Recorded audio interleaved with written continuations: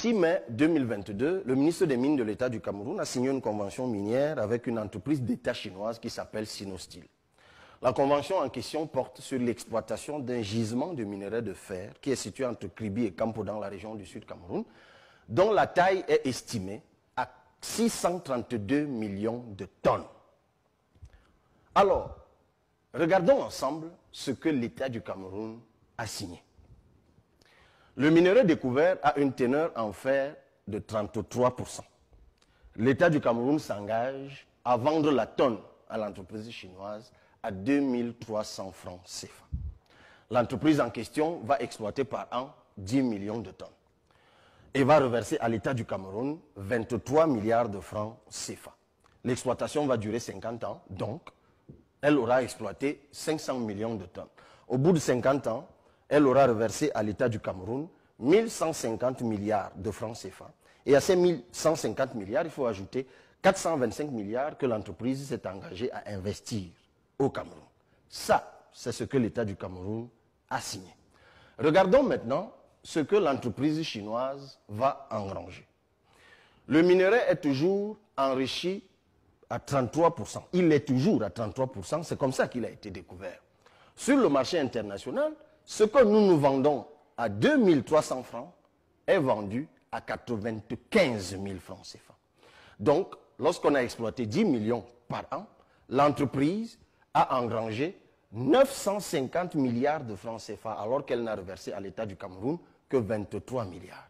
Au bout de 50 ans et de 500 millions de tonnes exploitées, l'entreprise aura engrangé 47 500 milliards de francs CFA alors qu'elle n'aura reversé à l'État du Cameroun qu'un total de 1575 milliards de francs CFA. Ça ne s'arrête pas là. La rentabilité de l'entreprise chinoise est beaucoup plus favorable et généreuse que cela.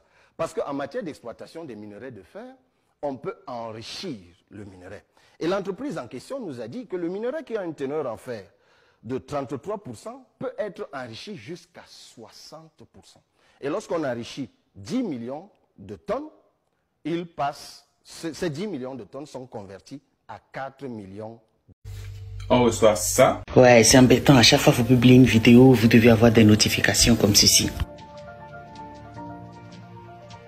Je sais que je crie haut et fort que je suis contre les... Ça.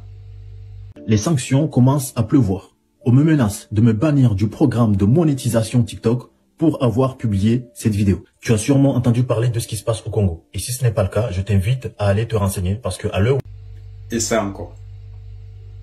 Ouais, t'as bien lu, hein. T'as très bien lu. Aujourd'hui, j'ai envie de dénoncer en fait cette inégalité qu'on reçoit sur les réseaux sociaux, surtout quand on est une femme et qu'on est noir.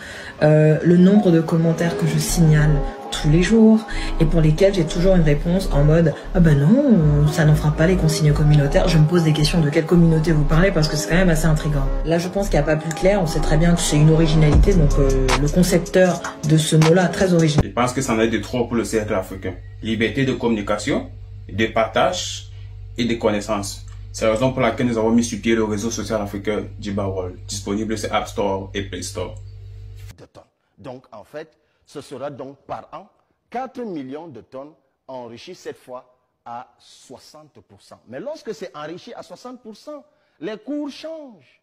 Désormais, ce n'est plus 95 000, mais c'est 1 500 000 francs CFA. Ce sont les cours actuels. Ça veut dire que ce que l'État du Cameroun a vendu à 2300 francs peut être vendu jusqu'à 1 500 000 francs CFA. Ça donne donc par an à l'entreprise chinoise, dans ce cas, 6 000 milliards de francs CFA.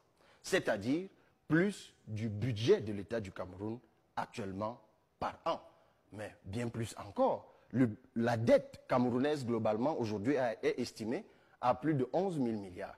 Ça veut dire qu'avec les 6 000 milliards par an, au bout de 2, 3 ans, 4 ans, le Cameroun peut avoir épongé toute sa dette, seulement avec le gisement de Kribi dont nous sommes en train de parler. Et ça va donc donner au bout de 50 ans, pour cette entreprise, 200 millions de tonnes exploitées et donc 300 000 milliards de francs CFA d'engranger. Ça veut dire qu'au bout de 50 ans, l'État du Cameroun aura gagné 1575 milliards. Si ce n'est vendu qu'à 33% de teneur en fer, l'entreprise chinoise gagne 47 500 milliards. Et si c'est enrichi à 60%, comme ils vont le faire, ils engrangent 300 000 milliards de francs CFA. Observez le gap par vous-même. Quel que soit l'investissement qu'ils font au Cameroun, même 1000 milliards par an, la rentabilité pour cette entreprise reste énormissime.